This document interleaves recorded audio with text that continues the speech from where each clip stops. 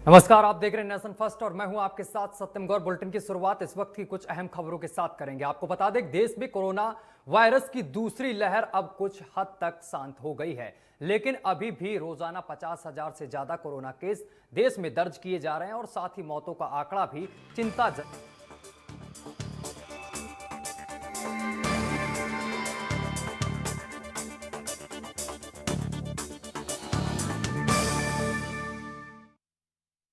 नमस्कार, स्वागत है आप सभी का नेशन फर्स्ट में और मैं हूं आपके साथ मिर्जा साहिल बेग। आज की अहम खबरों के साथ बुलेटिन की शुरुआत करेंगे।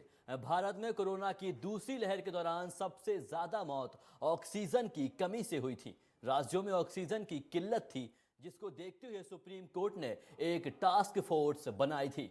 अब इसकी शुरुआत रिपोर्ट सामने आई है, जिसके दिल्ली सरकार पर गंभीर आरोप लगाए जा रहे हैं। एक रिपोर्ट के मुताबिक जब दिल्ली सरकार की ओर से 1200 मैट्रिक टन ऑक्सीजन की मांग के लिए शोर मचाया गया था, तब दिल्ली को सिर्फ 300 मैट्रिक टन ऑक्सीजन की जरूरत थी। वही रिपोर्ट्स में दावा किया गया है कि दिल्ली की इसी मांग के कारण गरीब 12 राज्यों में ऑक्सीजन की किल्लत हुई थी, क्योंकि इस वक्त मांग के मुताबिक ऑक्सीजन की सबसे अधिक सप्लाई दिल्ली में की जा रही थी। वहीं इसको लेकर बीजेपी नेताओं ने अरविंद केजरीवाल पर निशाना साधा है।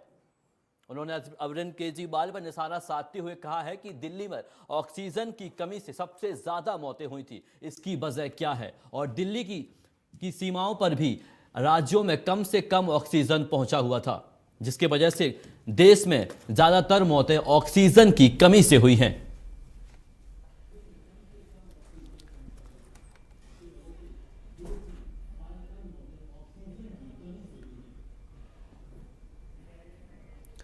आपको बता दें कि केजरीवाल ने पर एक आरोप लगाया गया है, बीजेपी ने यह आरोप लगाया है कि सबसे ज़्यादा मौतें भारत में हुई हैं और इसकी वजह ऑक्सीजन की कमी बता रही है। दिल्ली की वजह से 12 राज्यों में ऑक्सीजन की कमी हुई थी, जिसकी वजह से ये मौतों का आंकड़ा बढ़ा है और भारत में सबसे ज़्यादा मौतें ऑक्सीजन की कमी से बताई जा रही हैं। ज़रूरत से ज़्यादा ऑक्सीजन की कमी होने से ये मौतें हुई हैं और दिल्ली में सबसे ज़्यादा ये मौतें पाई गई हैं, जिसमें ऑक्सीजन की कमी सबसे ज़्यादा दिखाई गई है और ज़रूरत से ज़्यादा ऑक्सीजन की कमी होने से ये मौतों का आंकड़ा बढ़ा था। आपको बता दें कि ये खबर है कि ऑक्सीजन की कमी होने की वजह से दिल्ली में और पूरे भारत में सबसे ज़्यादा मौतें ऑक्सीजन की कमी से हुई थी।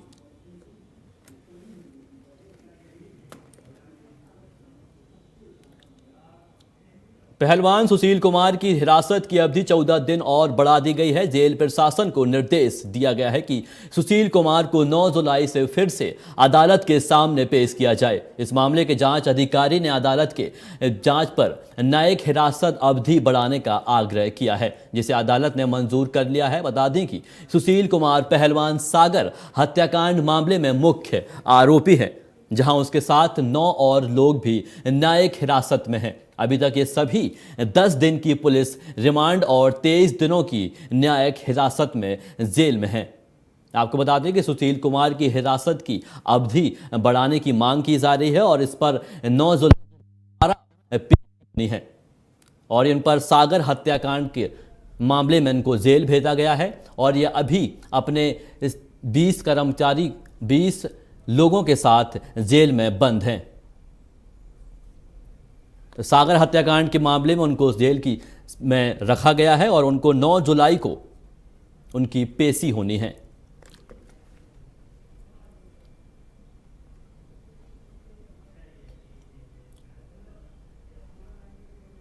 40 साल पहले आज ही के दिन देश में आपातकालीन लगाई गई थी और आपातकालीन लगाई गई थी। तत्कालीन प्रधानमंत्री इंदिरा गांधी ने 25 जून 1975 को आपातकाल की घोषणा की थी, जो कि 1977 में हटाई गई। इस दौरान देश में कई ऐसी घटनाएं हुई जिसकी कल्पना भी नहीं की जा सकती है। वहीं आपातकाल की 96 बरसी पर प्रधानमंत्री मोदी ने इस पर ट्वीट किया है। उन्होंने लिखा है कि काले दिनों का भुलाया नहीं जा सकता है। इस तरह कार्यक्रम ने हमारे लोकतंत्र को कुचला और आपातकाल यानी 1975 और 77 तक देश में संस्थानों का विनाश देखा गया है।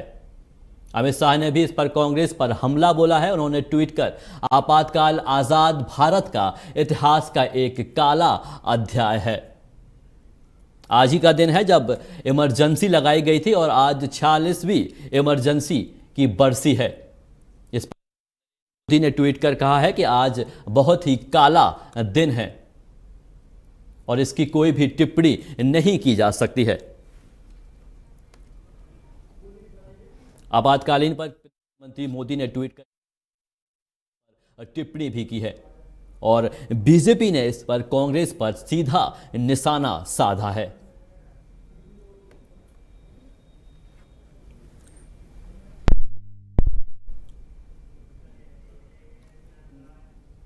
गुरुवार की सुबह बेंगलुरु में भाजपा की पूर्व पार्षद सरेआम हत्या कर दी गई है। जानकारी के मुताबिक पूर्व भाजपा सांसद के दिनेश अपने घर के सामने फूट फूट कर बांट रही थी। इस दौरान मोटरसाइकिलों पर कुछ युवकों आए और उन्होंने धारदार हथियार से रेखा पर 17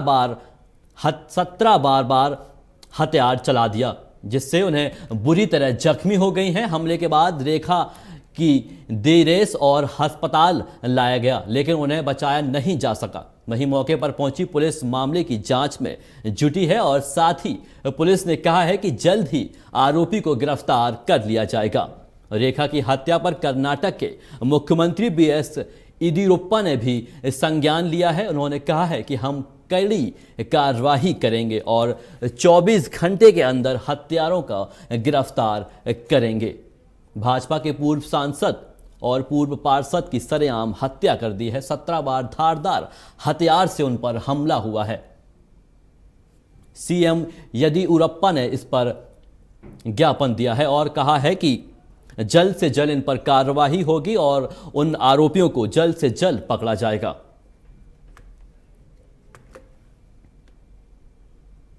यूपी के बरेली में बैंक ऑफ बड़ौदा में शुक्रवार को एक दिल दहला देने वाली घटना हुई है, जहां बिना मास्क के बैंक में आए एक युवक को बैंक के गार्ड ने गोली मार दी। बताया जा रहा है कि बैंक ऑफ बड़ौदा के क्षेत्रीय कार्यालय में एक युवक बिना मास्क के अंदर जा रहा था, जहां बैंक के एक गार्ड ने उसे अंदर जाने से रोका तो दोनों में कहासुनी हो गई, जिसके बाद गार्ड ने युवक को गोली मार दी और मामले की सूचना पर सीओ और इंस्पेक्टर पुलिस टीम के साथ मौके पर पहुंच गए, जिसके बाद घायल युवक को जिला अस्पताल में भर्ती कराया गया, जहां उसकी हालत खतरे से बाहर है।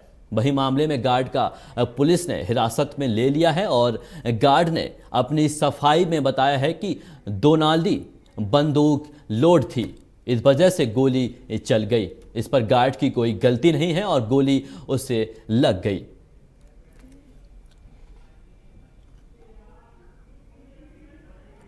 आपको बता दें कि गार्ड पर गोली लग गई है और उस पर अभी कोई कार्रवाई नहीं हुई है। फिलहाल गार्ड को अरेस्ट कर लिया गया है और उसको हिरासत में ले लिया गया है। उस पर पूछताछ अभी जारी है और गार्ड का कहना है कि दुनाली बंदूक में गोली होने की वजह से अचानक गोली लग गई।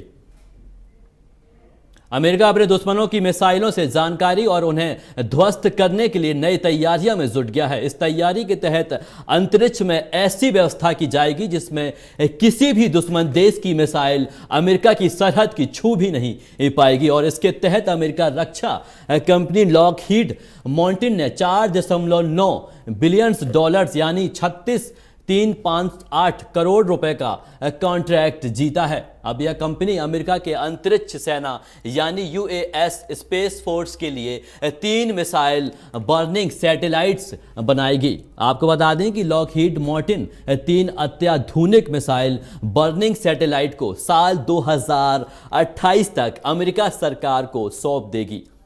अमेरिका धरती पर रडार तो लगा ही है और अब वह अंतरिक्ष से भी दुश्मनों की मिसाइलों पर नजर रख सकेगी। ये बहुत अच्छी और पहल, ये कामयाबी है। अमेरिका ने ये अच्छी एक पहल कामयाबी निकाली है। उन्होंने सैटेलाइट से ही दुश्मनों की मिसाइल पर नजर रखने की उपलब्धि हासिल कर ली है।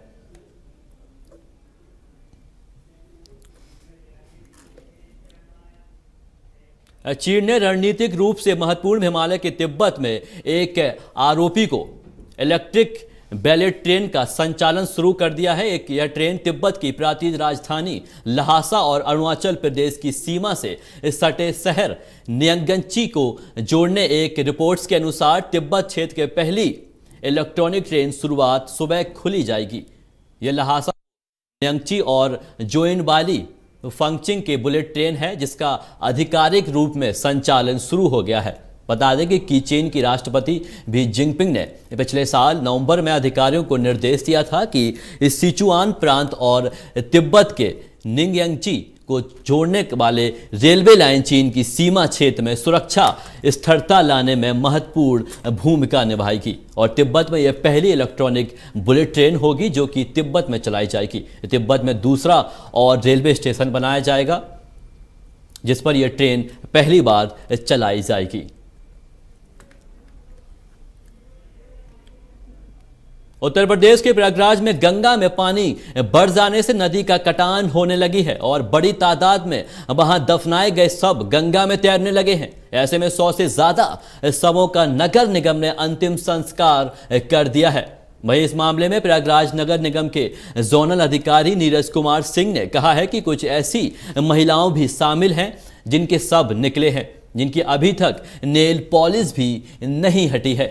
कोरोना की दूसरी लहर में प्रयागराज में गंगा के किनारे पूरे कब्रिस्तान नजर आए हैं। हालांकि कुछ हिंदू लोग नाबालिग बच्चों और कुंवारी कन्याओं को सब दफनाते रहे हैं। वहीं बारिश और दरिया के कटने से वो सब बाहर आ गए हैं। अब नगर निगम के लोग खुद अपने हाथों से उनका अंतिम संस्कार कर रहे हैं। गंगा के पानी बढ़ जाने से ऐसा हुआ है कि सब बाहर आ गए हैं और अभी तक कुछ महिलाओं के हाथों की नेल पॉलिश उतरी भी नहीं थी जिनके सब बरामद हुए हैं। अब ऐसे में गंगा के कर्मचारी उन पर अंतिम संस्कार कर रहे हैं और गंगा में पानी बढ़ जाने से यह हुआ है। चुनरी में लिपटी हुई इस सब पर ऊपर आ गए हैं। खबर यूपी के औरैया जनपद से है जहां दूल्हे द्वारा हिंदी का अखबार ना पढ़े जाने पर वजह से शादी टूट गई है और दूल्हे पक्ष के खिलाफ केस रजिस्टर्ड भी हो गया है। बिना चश्मे में नहीं पढ़ पाना लड़के के लिए अभिशाप बन गया है और शादी में टूटी दुल्हन भी ना मिली और लड़की पक्ष की तरफ से केस भी दर्ज हो गया। दरअसल जिस घर में 2 दिन पहले मंगल गीत गाए जा रहे थे वहीं घर के दरवाजे पर बारात पहुंचते ही लड़के को द्वारचार के दौरान चश्मे में देखकर सभी के होश उड़ गए। दरअसल लड़की वालों ने जो आरोप लगाया है वह लड़के को बिना चश्मे के कुछ दिखाई नहीं देता है। उनका ऐसा कहना है कि लड़के को बिना चश्मे के दिखाई नहीं देता है और यह पूरा मामला उत्तर प्रदेश के औरैया जनपद के ग्राम जमालीपुर का है। बता दें कि इस गांव में रहने वाले अर्जुन सिंह ने अपनी बेटी अर्चना की शादी शिवम निवासी बंसी के साथ तय की थी, अब जो कि टूट गई है और लड़की पक्ष का कहना है कि लड़के को बिना चश्मे के बगैर दिखाई नहीं देता है, इस वजह से यह शादी टूट गई है। अखबार ना पढ़ पाने की वजह से यह शादी टूटी है क्योंकि लड़के को दिखाई नहीं देता है। उत्तर प्रदेश में जिला पंचायत अध्यक्ष पद के चुनाव को लेकर राजनीतिक दलों में भयंकर कसामस के बीच तोड़मोड़ जारी है और बीजेपी ने यूपी में 3 जुलाई को होने वाले जिला पंचायत के चुनाव में 65+ सीटें जीतने का टारगेट तय किया है। आपको बता दें कि पिछले दिनों में यूपी के 75 जिलों में कुल 3050 जिला पंचायत सदस्यों की सीटों पर चुनाव हुए थे, जिनमें से बड़ी संख्या में निर्दलीय प्रत्याशियों ने जीत दर्ज की थी और बीजेपी सूरबे ने किसी भी जिले में बहुमत का आंकड़ा नहीं छू पाई थी। ऐसे में जिला पंचायत अध्यक्ष के चुनाव में अपने वर्चस्व को कायम रखना पार्टी के लिए बड़ी चुनौती है। यही वजह है कि बीजेपी ने जिला पंचायत पर काबिज होने के लिए खास रणनीति बनाई है और यूपी जिला पंचायत अध्यक्ष के चुनाव में बीजेपी ने कैंडिडेट के नामों को जिला स्तर पर घोषित करना शुरू कर दिया है। ऐसे में बीजेपी उम्मीदवारों का ही दबाव लगाने की रणनीति अपनाई है। इसके लिए दूसरी पार्टियों के दमदार नेताओं को भी पार्टी में लगाकर टिकट दिया जा रहा है और ताकि जिला पंचायत पर जीत का पार्टी परचम फहरा सके। उत्तर प्रदेश में काफी सरगर्मी चल रही है। इस बार जिला पंचायत के चुनाव को लेकर काफी सरगर्मी मची हुई है।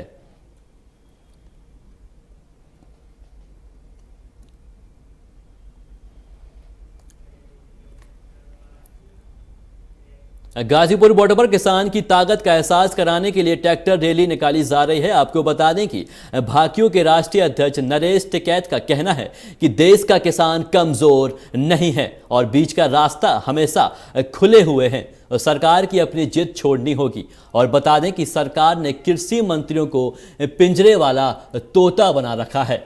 यदि उन्हें अधिकार दिए जाएं तो फैसला हो जाएगा। उन्होंने कहा है कि पिछले 7 मार्च से गाजीपुर बॉर्डर पर किसान यूनियन के राष्ट्रीय प्रवक्ता राकेश टिकैत के नेतृत्व में कृषि कानूनों के विरोध में धरना चल रहा है। और आपको बता दें कि केंद्र सरकार द्वारा कानून वापस न लेने पर भारतीय किसान यूनियन कार्यकर्ताओं ने पश्चिमी उत्तर प्रदेश के अधिकतर टोल प्लाजा पर धरना दे रखा है और ये धरना करीब 6 महीने से ज़्यादा से चल रहा है।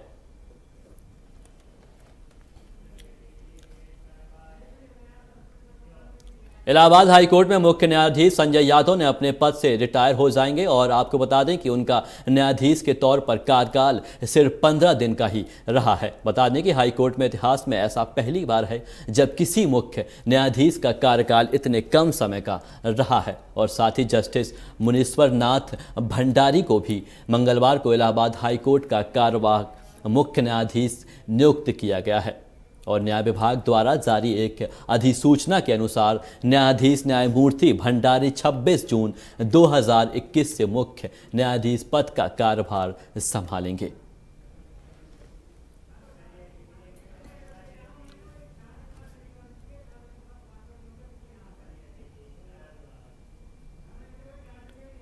मुंबई के कांदीवली हीरा नंदिन में कर्जी का वैक्सीन का मामला सामने आया है। बताया जा रहा है कि कांदीवली पुलिस ने मामले में 2 और लोगों को गिरफ्तार किया है। जानकारी के मुताबिक चारकोप में स्थित शिवम हॉस्पिटल के 2 स्टाफ को हिरासत में ले लिया गया है। इसी बीच महाराष्ट्र सरकार ने बॉम्बे हाई कोर्ट को बताया है कि अब तक करीब 2000 लोग फेक वैक्सीन का शिकार हो चुके हैं। और साथ ही कहा गया है कि शहर में अब तक कम से कम 9 फर्जी शिविरों का आयोजन किया गया है और इस सिलसिले में 4 अलग अलग केस दर्ज हुए हैं। हाई कोर्ट ने इस मामले पर लेकर राज्य सरकार और बीएमसी को नई गाइडलाइंस जारी करने को कहा है।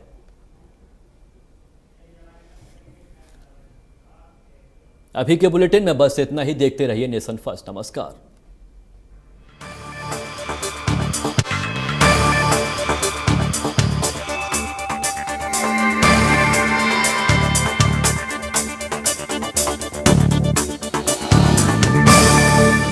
कि अगर आपको धारा 370 को हटाना था तो आपको जम्मू कश्मीर की विधानसभा को बुलाकर इसे हटाना चाहिए था।